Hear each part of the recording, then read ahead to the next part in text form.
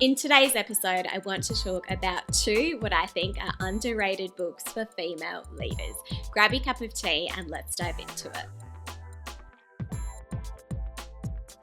I know today's episode is primarily for women, but guys, if you are tuning in, then keep these recommendations in mind for the females in your life as well. If you follow this channel, you know that I am a big reader. I love business books or anything in the professional development or the personal development space, particularly just anything non-fiction. I generally just really love.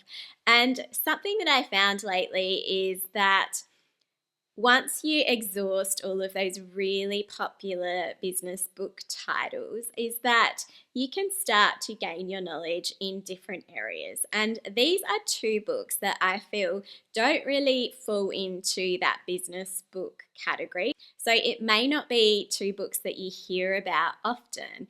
You know, I know the popular ones in the business books for female leaders space are going to be things like Lean In from Sheryl Sandberg or Brene Brown's Dare to Lead, but these are a really different take on how you can approach female leadership.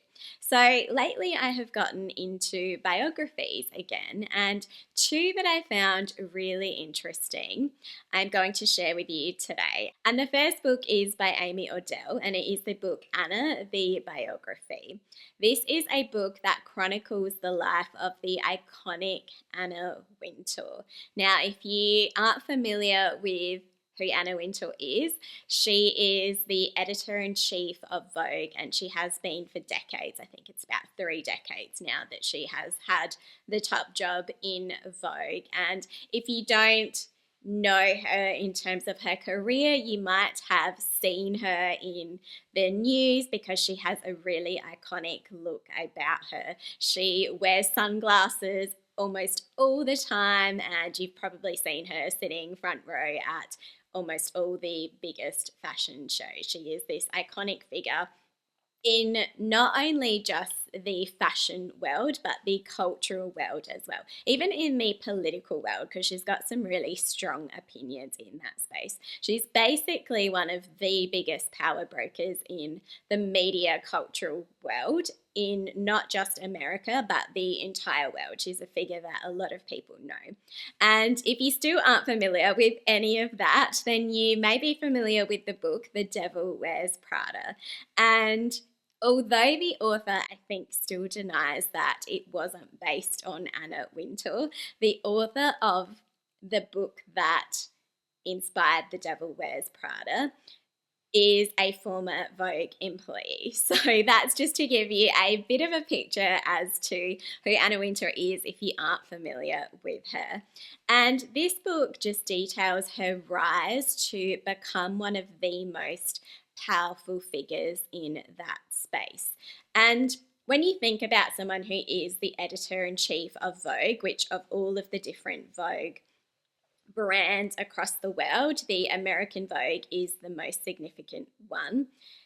It's easy to just focus on that career achievement alone, which she has had for, like I said, many decades. But the book details that rise to that role in a really in-depth way, and it shows how she didn't just get there in this really linear path, which I found really interesting. It shows all of the different twists and turns that she took to get there. She's actually originally from the UK, so she was British and she started there. She grew up there, and then even before getting the job in American Vogue, I believe she was the editor-in-chief of the British Vogue first, and she had jobs in different industries, or in media still, but in related industries, but not necessarily the fashion industry. So she didn't actually grow up on the, floor of Vogue, working her way up through the ranks from these lowest positions.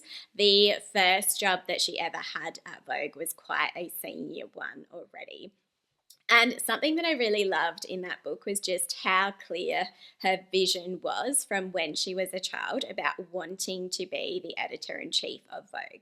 The book describes a scenario where her dad was helping her with some sort of, I think it was an application for maybe she was studying or something like that, and they had to fill in what her career objective was. And her dad told her, put down that you want to be editor in chief of Vogue.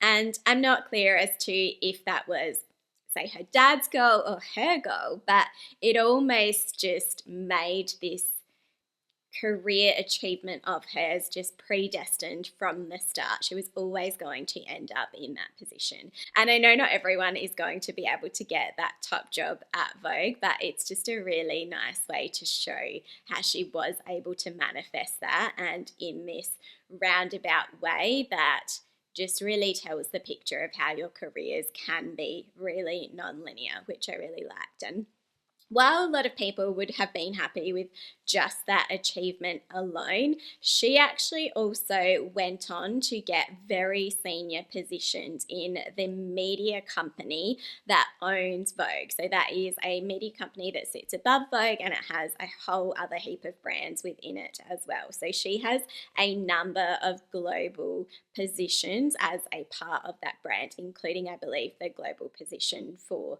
Vogue. I can't remember what the titles are of those, but she has several ones as a part of that. So not only did she achieve the top job in Vogue, but she then was able to add to her influence in the industry by moving up in that parent company as well. And this is why I think she's a really interesting one to talk about, because she has such an influence on culture in so many ways that you might not actually realize. So it's a really fascinating story. And from a personal brand perspective as well, she's actually quite interesting because she is to some degree quite private. So for someone that is so iconic, she actually does have all of these ways that she does keep to herself. So it's really interesting from that perspective as well, about how you can build your career or build your professional brand while also keeping a certain level of privacy too. So that is a good one if you are feeling a little bit bored of all of the traditional business books and you want to get some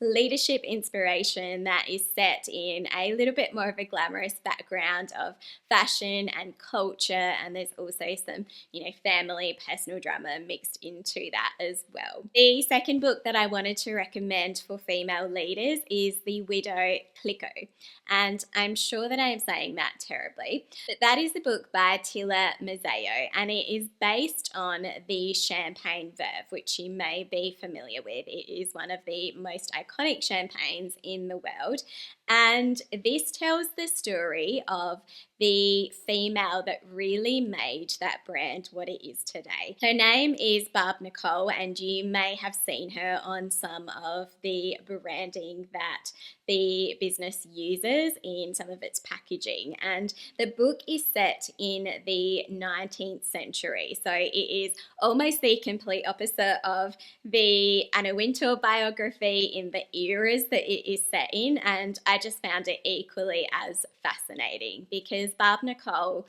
was a female leader at a really interesting time. So she had to navigate leading that brand through the Napoleon era and through the French Revolution and so many other challenges along the way.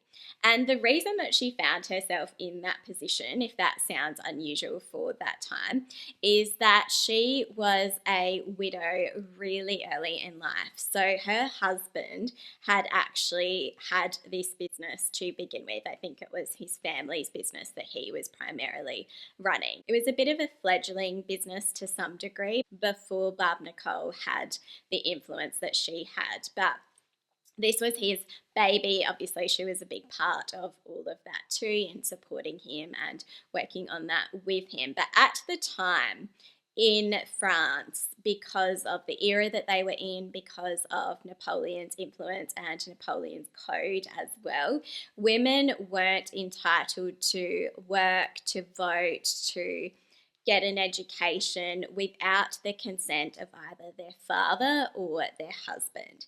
But the only exception that was made to that was for widows. And so that is why she was able to be that female business leader in that era, and that it was quite unique for that time. And what I love about this book is that it chronicles just all of those challenges that she had to navigate. And it's easy to think that she just inherited this business and it was going great and she's just the face of the brand, but that was really not the case. So she had a really significant influence on the day-to-day running of the brand. She was working almost all day and all night on the business, and she worked really closely with the winemakers to actually learn the craft. So she not only ran the business side of things, but she got really involved in the technical aspect of the business too.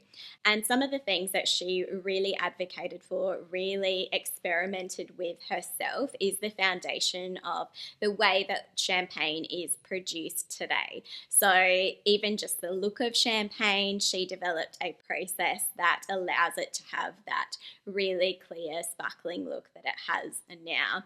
And sometimes she would have these ideas, and some of her counterparts in that industry would scoff at her ideas, and she would just go on her own and experiment when no one was around and see if these things would work, and a lot of them did, and as I said, they became the foundation of that industry. So it's a really interesting story about someone who was unfortunately widowed and found themselves in such a difficult situation, yet was able to triumph in that situation. She not only did well, but she actually went on to become one of the richest women of her era by the time she was 40, which was absolutely incredible. So she was widowed in her 20s, and in that period of time became very rich and very famous all over the world, and was described as the queen of champagne. So it is a really interesting story about a female leader in a very different era,